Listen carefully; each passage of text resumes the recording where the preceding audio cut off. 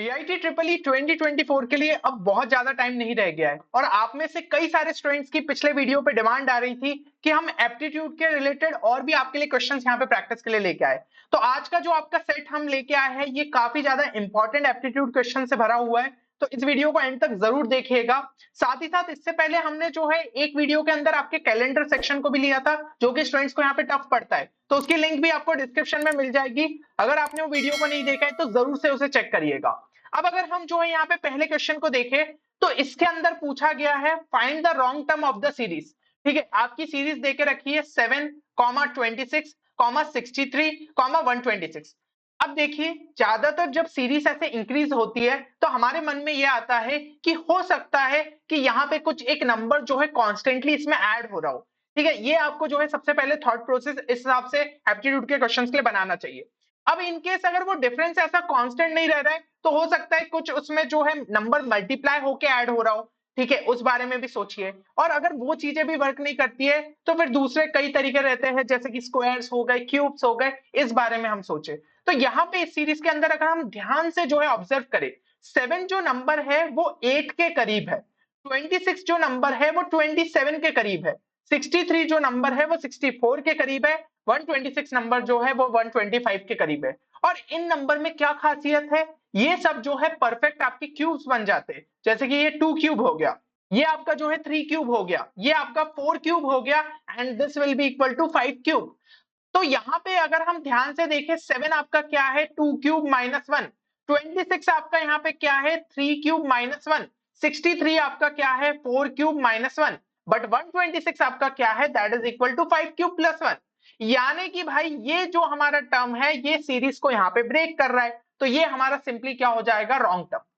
अब एक और लॉजिक जो है पता है सेम क्वेश्चन में आपका सेट हो सकता है, और मैं ये देखना चाहता हूं कि इस लॉजिक के अलावा कोई स्टूडेंट जो है उस लॉजिक को भी सोच पाता है कि नहीं। आंसर आप यहीं तक पहुंचोगे, सेम आंसर तक पहुंचोगे, लेकिन लॉजिक जो है यहाँ पे डिफरेंट रहेगा।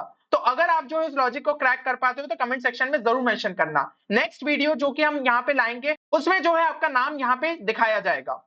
अब अगर हम यहाँ पे बात करें कि देखिए वीआईटी ट्रिपल ई के लिए बहुत ज्यादा टाइम नहीं रह गया है, और अगर आप अपने प्रिपरेशन को यहाँ पे बूस्ट करना चाहते हैं तो एक काफी शानदार कोर्स आपके लिए जो है लॉन्च किया गया है जो कि स्टूडेंट्स को काफी ज्यादा हेल्प कर रहा है, वो है रैंकर्स बैच, जिसके अंदर ये जो बचा हुआ टाइम है उसमें आप जो है बहुत ही एफिशिएंटली उसको यूटिलाइज कर सकते हो। एप्टीट्यूड और इंग्लिश का जैसा कि पोर्शन आप देख रहे हो, अगर आपको जो है यहाँ पे समझना है कि किस टाइप के क्वेश्चंस आते हैं, किस तरीके से और जल्दी सॉल्व किया जा सकता है, वो सब कवर अप है। शॉर्ट ट्रिक सिखाई गई है पीसीएम से रिलेटेड ताकि आपकी स्पीड ज्यादा हद तक जो इंप्रूव हो। क्वेश्चन बैंक है यहाँ पे आपके जो कि आपको यहाँ पे रिलेवेंट क्वेश्चंस की काफी ज्यादा प्रैक्टिस करा सकते हैं। तो भाई ये सिलेक्टेड क्वेश्चंस आपको लास्ट में जरूर से कर लेना चाहिए। प्लस अगर शॉर्ट नोट्स के थ्रू आपको जो है रिवीजन करना है, चैप्टर्स को और जल्दी जो है रिवाइज करना है, तो वो आपको मिल जाते हैं, और 10 मॉक टेस्ट भी मिल जाते हैं। तो यहाँ पे आप जो है अगर मॉक टेस्ट लगा के जाओगे तो आपका कॉन्फिडेंस अलग लेवल पे पहुंच जाएगा। बाकी कोर्स का एनरोलमेंट का तरीका आपके सामने, तो आप इसको जो है चेक कर सकते हैं। अब अगर हम यहाँ पे सेकंड क्वेश्चन पे चले तो इसके अंदर दिया है कि if cat is coded as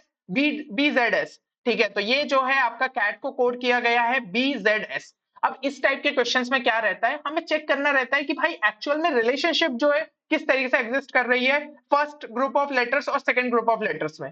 तो यहाँ पे आप ध्यान से अगर ऑब्जर्व करो, सी को अगर मैं एक जो है स्टेप पीछे ले आऊं तो -1 करके मुझे बी लेटर मिल जाएगा, ए को भी -1 करके ले आऊं तो जेड मिल जाएगा, टी को भी -1 करके ले आऊं तो यहाँ पे एस मिल जाएगा। अब ऐसा ही अगर हम जो है फ्रेंड में भी सेम लॉजिक लगा दे, हर एक जो लेटर है उसको एक नंबर जो है हमें पीछे लाना है, मतलब एक पोजीशन पीछे लाना है, तो एफ से पहले क्या आ जाएगा, ई आ जाएगा। अब कोई स्टूडेंट सोचेगा आर से पहले क्या आएगा, तो यहाँ पे क्यू आ जाएगा, इस तरीके से आगे बढ़ेगा। अरे मेरे भाई यहाँ पे कॉमन सेंस लगाओ, एक ही ऑप्शन है जिसमें ई दिया है, तो आगे के लेटर्स को देखने की जरूरत नहीं है, सीधा ऑप्शन ए टिक मारो।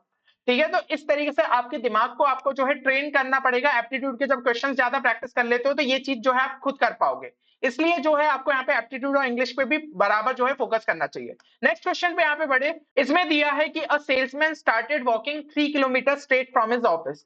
अब यहाँ पे यार डायरेक्शन मेंशन नहीं किया है, 3 किलोमीटर यहाँ भी जा सकता है, यहाँ भी जा सकता है, यहाँ भी जा सकता है, यहाँ भी जा सकता है, कौन सा स्ट्रेट डायरेक्शन।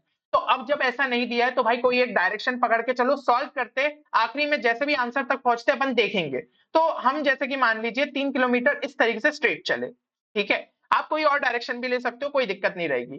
फिर जो है ये राइट में मुड़ा, तो अब भाई इसके लिए ये लेफ्ट रहेगा, ये राइट रहेगा, तो सिंपली राइट यहां मुड़ा और 2 किलोमीटर चला। Again he turn right and walk 2 kilometre to reach his customers place. 2 kilometre और चला तो यहाँ पे जो है 2 किलोमीटर करके पहुंच गया।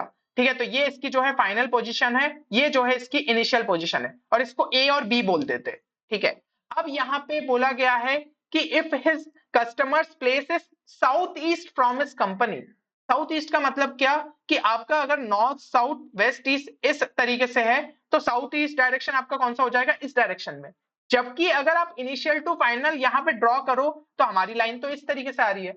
तो कहीं ना कहीं हमने जो ये स्ट्रेट लाइन वाला डायरेक्शन लिया था, मतलब सबसे पहले जो स्ट्रेट मूव करा, वो यहाँ पे थोड़ा सा गलत लिया है। आपका जो ये एरो है वो इस तरीके से पॉइंट आउट करना था। तो कोई दिक्कत नहीं है, हमारा जो फिगर है वो तो लगभग यहाँ पे बिल्कुल सही बना है। तो इसको जो है आप इस तरीके से ऐसे रोटेट कर लो ताकि रेड एरो यहाँ पे पहुंच जाए। तो सिंपली होगा क्या, ठीक है, आपको जो है कुछ इस तरीके से यहाँ पे ड्रॉ करना रहेगा, और ये जो है इस तरीके से पहुंच गया, तो ये जो है एरो आपका यहाँ पे आ गया, है ना। ये आपकी क्या थी, इनिशियल पोजीशन थी, ये ए वाला पॉइंट था, ये बी पॉइंट था, और ये फाइनल पोजीशन था। लो अब पहुंच गए साउथ ईस्ट में। इसका मतलब इनिशियल पोजीशन से वो किस डायरेक्शन में मूव करा होगा, इस डायरेक्शन में, जो कि हो जाता है हमारा ईस्ट डायरेक्शन। तो यहाँ पे ऑप्शन ए जो है सही हो जाएगा। समझाने में टाइम लग गया, पर भाई दिमाग में अगर अपन ने जो है चीजों को यहाँ पे समझना चालू कर दिया, तो इस टाइप के क्वेश्चंस तो बहुत जल्दी जो है आप सॉल्व कर सकते हो। और वही चीज जो है हमने आपको आपके कोर्स में भी बताई है, एंड वही चीज जो है हमने हमारे रैंकर्स बैच में भी स्टूडेंट्स को बताई है। इवन यहाँ पे यूट्यूब पे आपके लिए जो है फ्री कंटेंट भी हम लाते ही जा रहे हैं। तो चलिए, उम्मीद करता हूँ इस वीडियो से आपको जरूर फायदा मिलेगा। एंड सेकंड वीडियो अगर आप जो है इसी से रिलेटेड चाहते हैं, जहां पे और एप्टीट्यूड के क्वेश्चंस या फिर इंग्लिश के क्वेश्चंस प्रैक्टिस किए जाए, तो 300 प्लस लाइक्स का हम टारगेट ले रहे हैं, तो जरूर से इस वीडियो को जो है लाइक करिएगा। चलिए, उम्मीद करता हूँ इस वीडियो से आपको हेल्प मिलेगी। मिलते हैं अगले वीडियो में, तब तक के लिए take care and good bye.